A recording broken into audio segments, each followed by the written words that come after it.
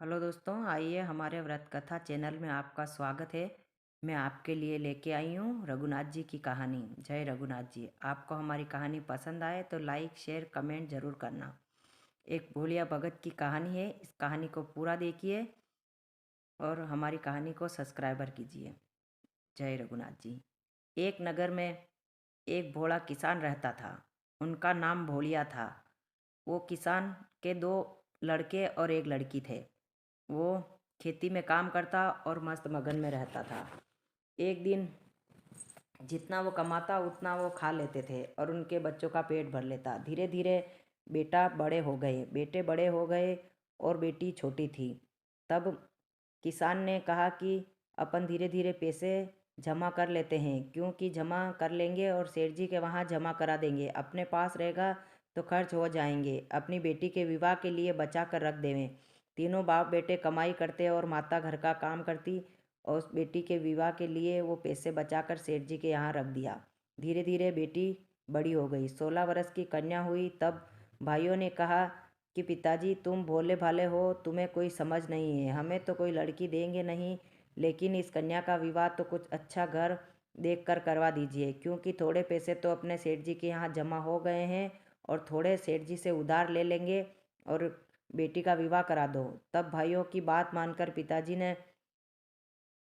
थोड़े पैसे और जमा करने की कोशिश की और बहन का अच्छा घर में देखकर विवाह के लिए प्रस्ताव प्रस्ताव रख दिया। तब सामने वाले ने कहा कि हाँ, हम तैयार हैं।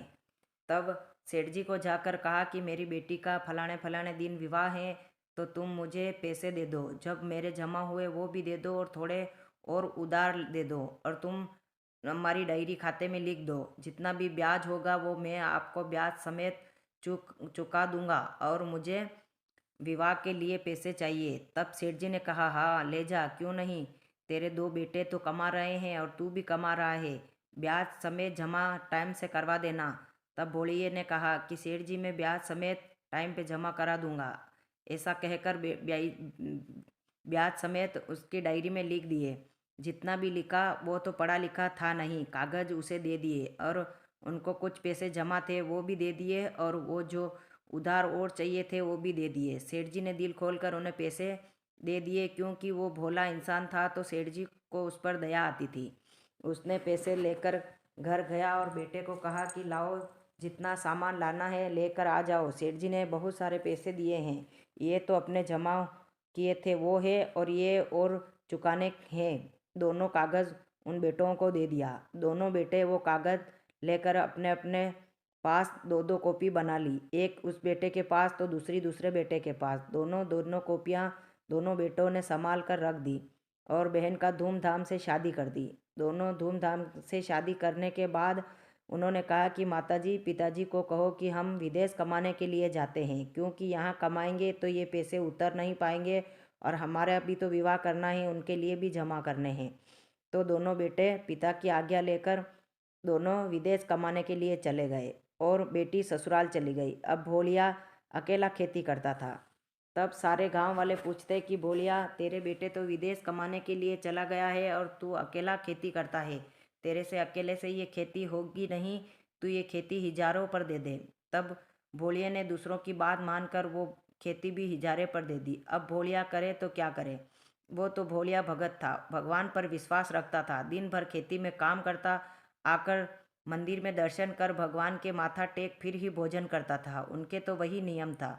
अब वो खेती में काम करने तो जाता नहीं, तो दिन भर मंदिर की सफाई करता और वहीं भगवान का भजन करता।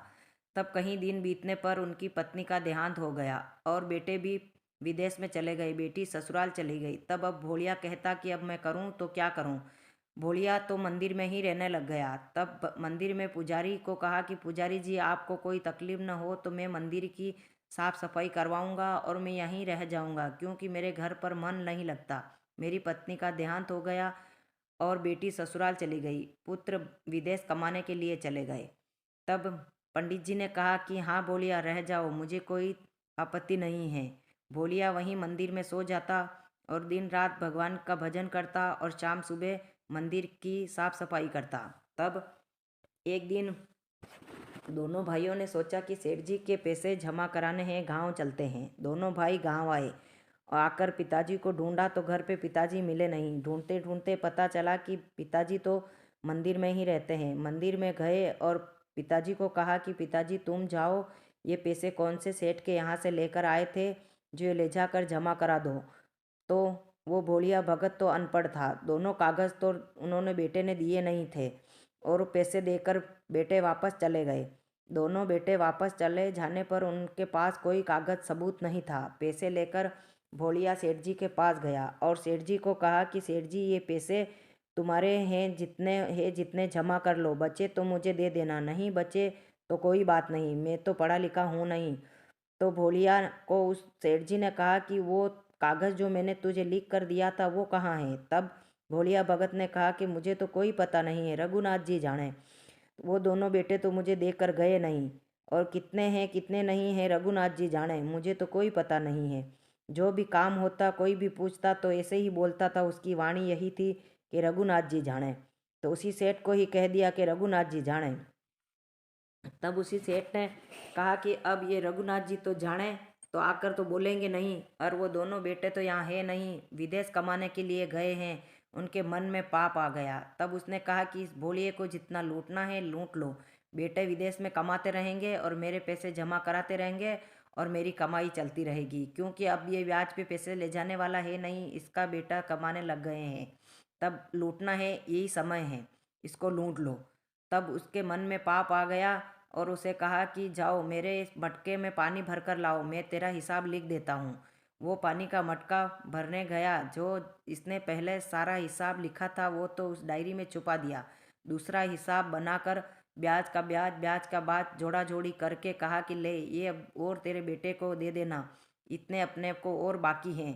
तब उन बेटे की राह देखता रहा और वो कागज़ ले जाकर उसने रघुनाथ जी के सामने रख दिया कि मैं कहीं रखूँगा तो खो जाएगा, बेटे आएंगे जब इसे संभालने तो पड़ेंगे। रघुनाथ जी के पास जाकर उसने वो कागज़ उस मंदिर में रख दिया। अब वो तो उनका वही काम था, रोज़ शाम सुबह पूजा अर्चना करता और मंदिर की साफ सफाई करता और रघुनाथ जी का भजन करता और वहीं मंदिर में रहता। तब बहुत दिन हुए तो फिर एक दिन बेटे मिलने आए तो कहा कि पिताजी अब तो अपन अच्छा घर बना लेते हैं, अगर अच्छा घर बनाएंगे तो हमें भी कोई लड़की वाले देखने आएंगे तो दे देंगे, नहीं तो इस टूटी फूटी झोंपड़ी देखकर कोई लड़की देने वाले है नहीं। तब वो घर बनाने लगे तो सेठ जी ने आकर कहा कि घर कहाँ बना रहे हो, मेरे पैसे जमा कराओ। तब उन्होंने बेटों ने पिताजी को बुलाया और कहा पिताजी हमने जो पैसे आपको दिए थे क्या आपको सेठ जी ने जमा नहीं करवाए। तब कहा नहीं बेटा, मैंने तो रघुनाथ जी के सामने वो पर्ची रख दी हैं और सारे पैसे मैंने सेठ जी को जमा करा दिए हैं। तब सेठ जी को बेटा कहने लगा तो सेठ चिल्लाने लगा और लड़ाई झगड़ा करने लगे। बेटे दोनों जिद पर अड़ गए और कहा कि ये पुलिस में केस लिखवा दो कि ये सेठ जी पैसा जमा करा दिए हैं और डबल पैसे ले रहे हैं। सेठ जी ने कहा कि ये बेटे यहाँ थे नहीं और ये तो गरीब हैं, अभी हार जाएंगे, मैं वकील को पैसा भर भुरा के ये केस जीत जाऊंगा। तो अब सेठ जी ने कहा हाँ जाओ करवा दो। उसने रिपोर्ट दर्ज करवा दी। रिपोर्ट दर्ज करवाने के बाद जज साहब के पास गए तो जज साहब ने कहा कि तुम्हारा क्या सबूत है जो तुमने सारे पैसे सेठ जी के पास जमा कराए। और सेठ जी को कहा कि तुम्हारा क्या सबूत है जो तुम्हारे इस पैसे जमा नहीं कराए। तो सेठ जी तो ब्याज का ब्याज जोड़ जुड़ा के कागज़ बना के ले आए कि मेरे इतने पैसे बाकी हैं। तब उन दोनों भाइयों के पास भी जो कागज़ था जो उन्होंने बताया तो उसी कागज़ में तो उतना लिखा हुआ था, जमा तो किया नहीं था, क्योंकि वो दोनों भाइयों ने वो कागज़ तो उनके पिता को दिया नहीं था जब जमा कराने गए थे।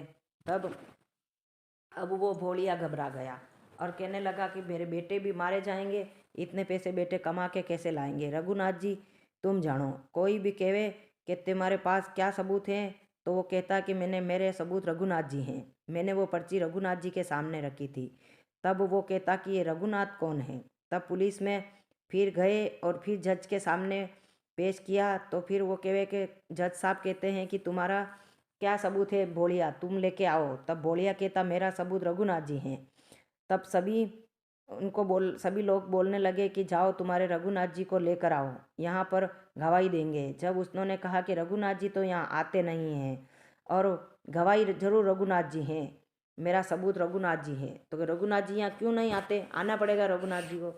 तब उस जज साहब ने ऑर्डर दिया कि जाओ पुलिस वाले तुम उस रघुनाथ जी को पकड़ के लाओ। कैसे नहीं आएंगे रघुनाथ जी।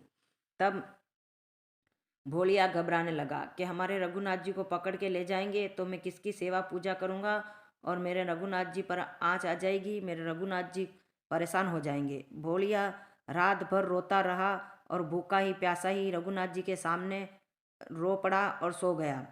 उसकी आँख लगी तो रघुनाथ जी आए और कहने लगे कि भोलिया तू मत घबरा, तेरी गवाही मैं दूंगा। तब भोलिया को तो पता था कि रघुनाथ जी भगवान हैं, लेकिन जज साहब को क्या पता कि भोलिया जो कह रहा है वो रघुनाथ जी भगवान है। वो तो समझे कि कोई रघुनाथ जी इंसान है। तब पुलिसों को भेजा तो गली गली में पता लगाया और गांव में आसपास के गांव में पता लगाया कि भोलिया के रघुनाथ जी कौन हैं। तब उन्होंने कहा कि इनके तो कोई सगा संबंधी में किसी का नाम रघुनाथ नहीं है, ये भोलिया झूठ बोल रहा है। जब सेठ जी ने कहा जज साहब के सामने जा के सारे मोहल्ले में, सारे इलाकों में, इनके आसपास के गांव में, सगा संबंधी में, सभी में पता लगा लिया है कि रघुनाथ जी नाम का कोई इंसान नहीं है। अब ये भोलिया झूठ बोल रहा है, कहाँ से रघुनाथ जी लेके आएगा, कौन रघुनाथ जी, इसका सबूत है, कोई सबूत नहीं है। तब फिर वो भोलिया घबरा गया और रघुनाथ जी के सामने हाथ जोड़ के रोने लगा और फिर से वो वहाँ रोता रोता सो गया। फिर आँख लगी और रघुनाथ जी कहने लगे कि भोलिया तू बेझिझक होकर जा कोर्ट में, और छाती ठोक के कहा कि मेरे रघुनाथ जी आएंगे गवाही देने। तब इस जज साहब की तो मैं देख लूँगा। तब वो भोलिया फिर छाती ठोक कर डरता डरता कहने लगा कि मेरे रघुनाथ जी हैं गवाही, मेरे रघुनाथ जी ज़रूर आएंगे गवाही देने।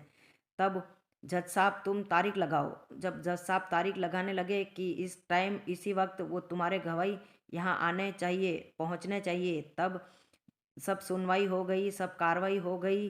तब वकीलों ने कहा कि बोलो भोलिया, कहाँ हैं तुम्हारे रघुनाथ जी। अगर तुम्हारे रघुनाथ जी नहीं आए तो 2 मिनट के अंदर अंदर अगर नहीं आए तो तुम्हें ये सारे पैसे सेठ जी के भरने पड़ेंगे। सेठ जी सच्चे हैं और तू झूठा है। तो सारे कागज़ बना लिए और ऑर्डर ऑर्डर कर दिया जज साहब ने, और कहने लगा कि अब सेठ जी सच्चे हैं और भोलिया झूठा है, भोलिया को ये पैसा सारे भरने पड़े। पढ़े बोला और रघुनाथ जी प्रकट हुए। रघुनाथ जी ने गेडिया लिया, 70 साल के बूढ़े बुजुर्ग बनकर आए और कहा जज साहब मैं आ गया हूँ, तुम इसको झूठा साबित नहीं कर सकते हो। उसका शब्द मुंह में ही रह गया और जज साहब देखते ही रह गए कि जिंदगी में ऐसा इंसान, ऐसा तेज, ऐसा 70 साल के बुजुर्ग का तेज प्रकाश आवाज़, ये तो बूढ़ा बुजुर्ग नहीं हो सकता है, ये कोई ना कोई महान हस्ती है। जज साहब के आंखें धरी की धरी रह गई, सारी पब्लिक देखती रह गई और उन्होंने पर्ची ला कर दी कि ये देखो सारे जमा करा दिए थे, इसने ब्याज से ब्याज भी इनके बेटे कमाते रहे और जमा कराते रहे। वो पर्ची भी रख दी, दोनों बेटों के सामने थी, वो भी पर्ची रख दी।